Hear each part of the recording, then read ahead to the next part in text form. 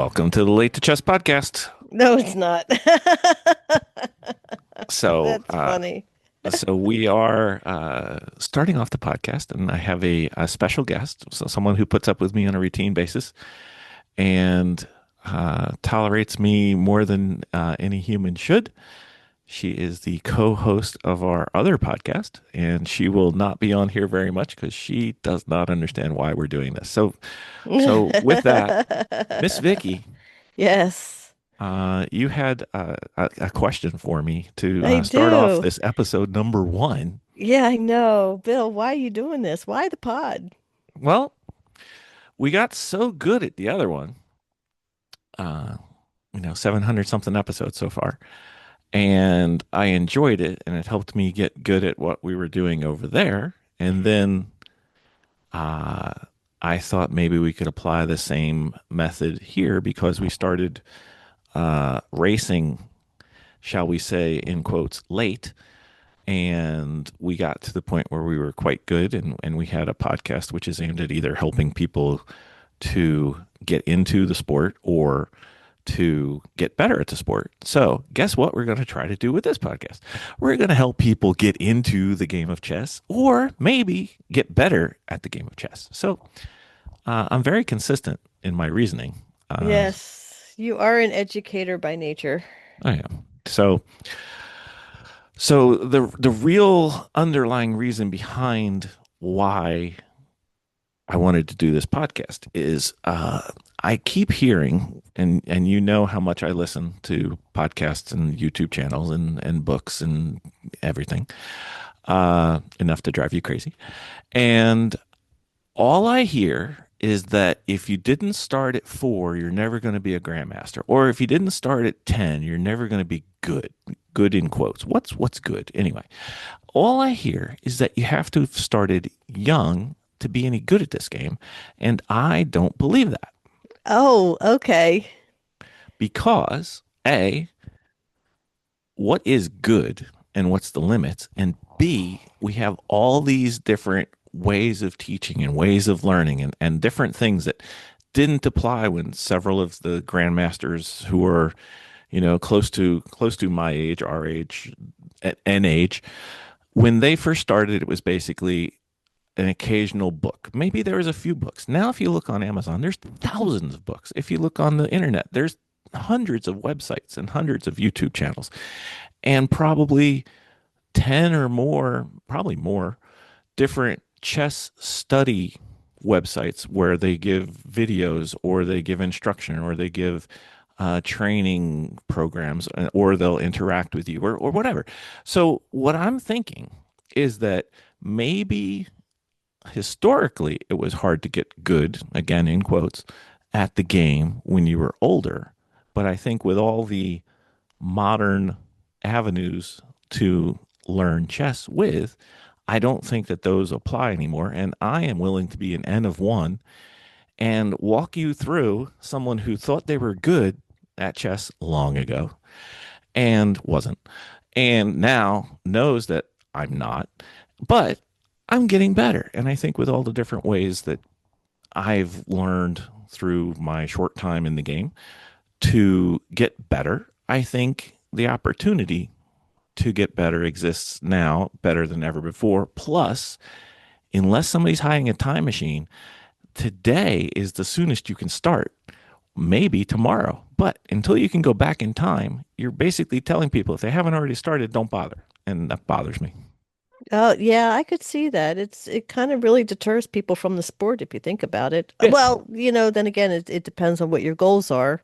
Hmm. But it really does, by saying that, it really does deter people from actually getting involved. Like if you didn't start early enough, you're a lost cause. You're never going to get good at this game. And good can mean various different things.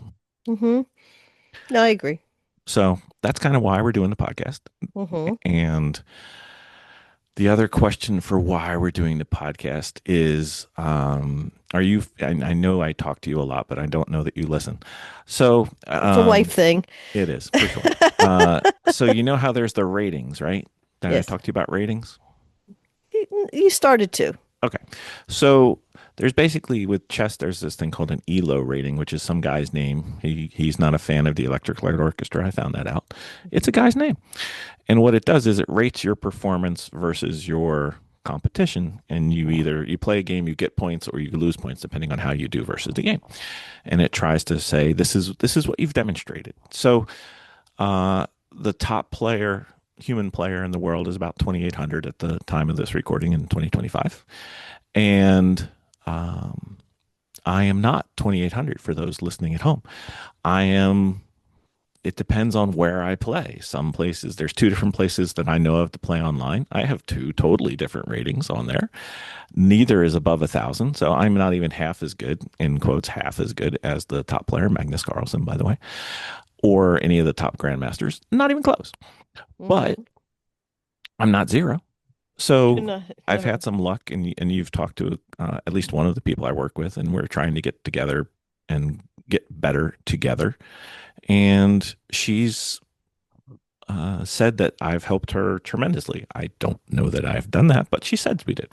And everybody can teach everybody who's not quite at that level. And even if you're at the same level, you'll know things in one way, and they'll know things in another way, and you can get together and grow together and get better together. So that's kind of what I'm doing this. So I'm not going to teach you from the mountain of grandmaster, nor master, nor good club player. I'm an aspiring to be good club player, and maybe we'll see where we can end up. And who knows? Well, So, eventually, I'll be good.